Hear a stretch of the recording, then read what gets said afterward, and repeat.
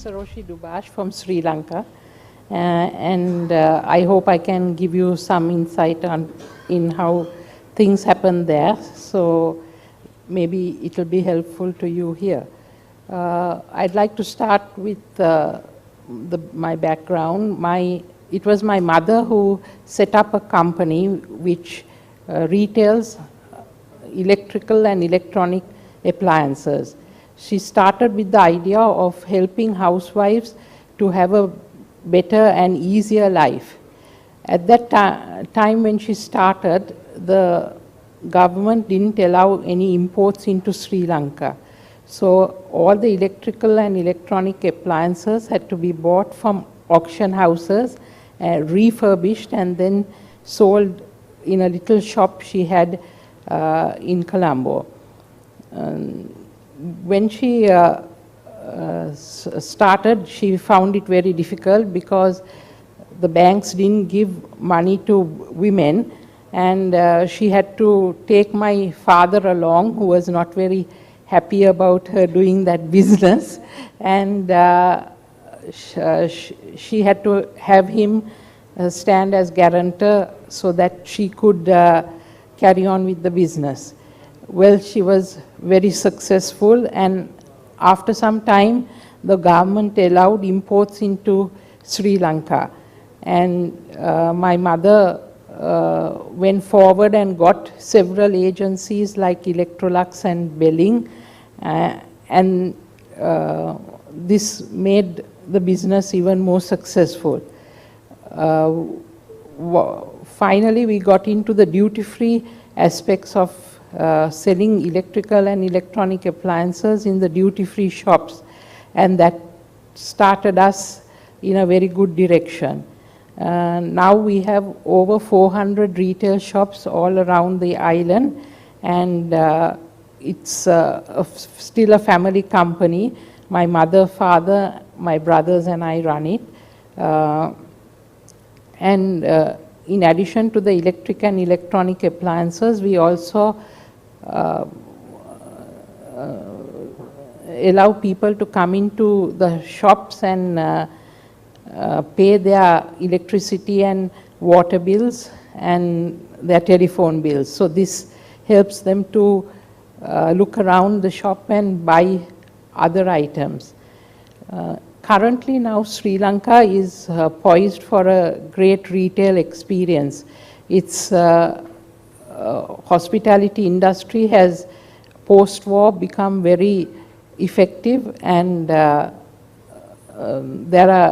tourists there have increased by almost double. And now the retail scene is shifting greatly, and there is hardly any proper retail space to sell. So there are a number of investments in the retail area coming in, and we are sure we are going to benefit from it. Our company is going to set up a mall which is going to sell, as was said in the morning, more experiences than having shops. And we are going to have a mixed development of apartments, mall and a hotel. So that is what we are going to do. And thank you very much for listening to me.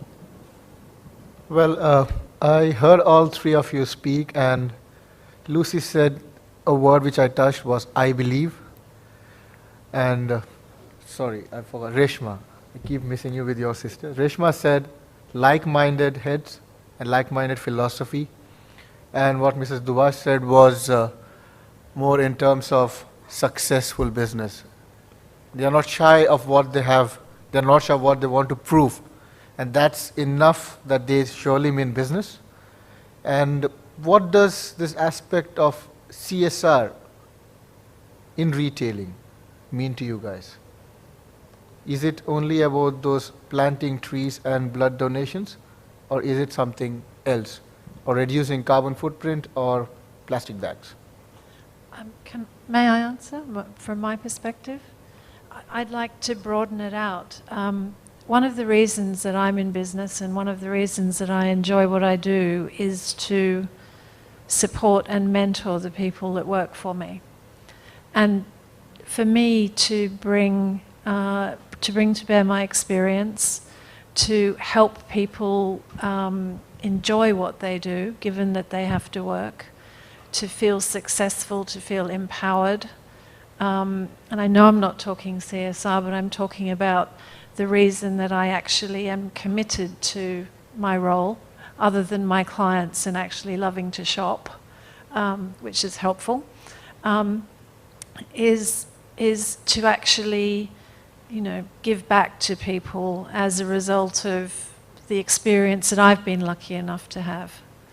I could have been a doctor. I was thinking about being a doctor, and I've decided that in the absence of being able to do something like heal sick people, I would like to use my position and to use my experience to help people enjoy what they do professionally and to enjoy their life in a balanced and fulfilling way.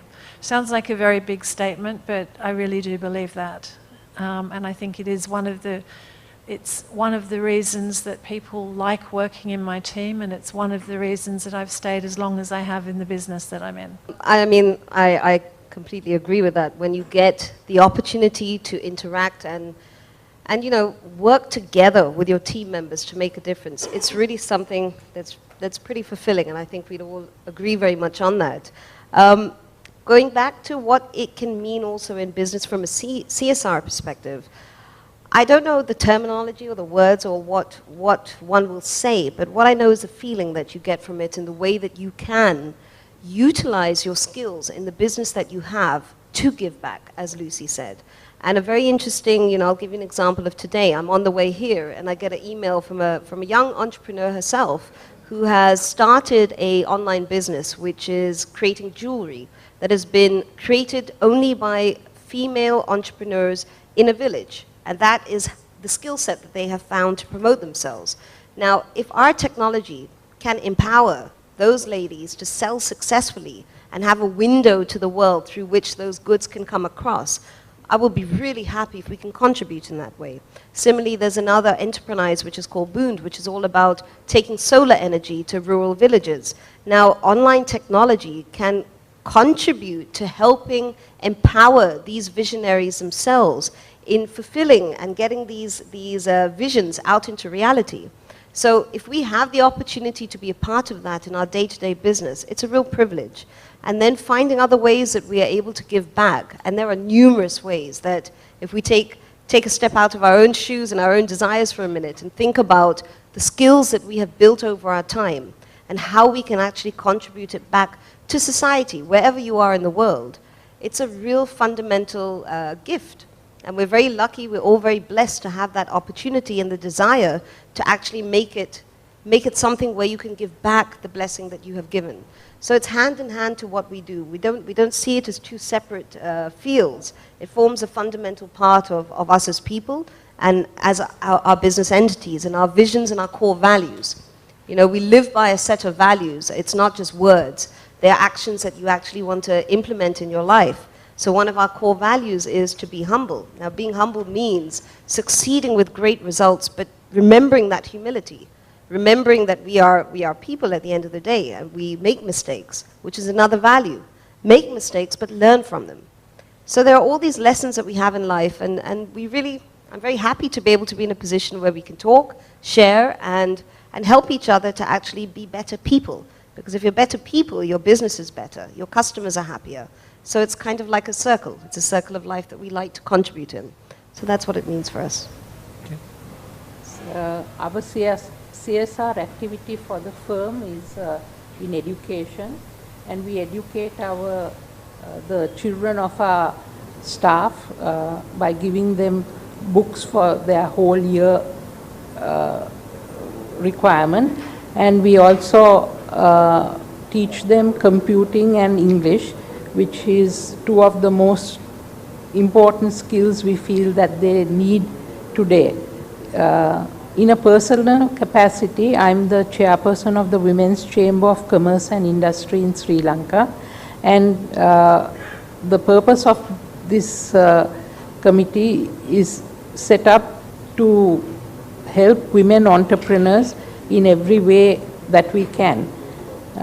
Recently, at the pre-budget requirements that we participated in, we asked the government to give collateral-free loans to women, and